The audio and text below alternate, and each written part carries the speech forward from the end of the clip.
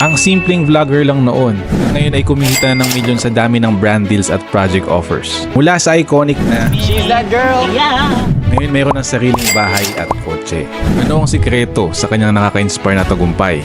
Alamin natin. Jeremy Lumibaw Sansebuche o mas kilala rin Mimia, ang isang simpleng vlogger na naging inspirasyon sa marami. Lumaki si Mimia sa Baclaran, Parañaque, kung saan kasama niya ang kanyang magulang, nagbebenta sila ng damit. At dahil sa nakagis niya na ito, tuto siya magsumikap at mangarap. Graduate siya noong 2017 sa College of St. Bernard sa kursong Fashion Design and Merchandising. Habang nag-aaral ay naging student assistant din siya. Noong 2019, nagsimula ang karera niya sa social media na mag-viral ang pinasikat ng Dalagang Pilipina Challenge sa online.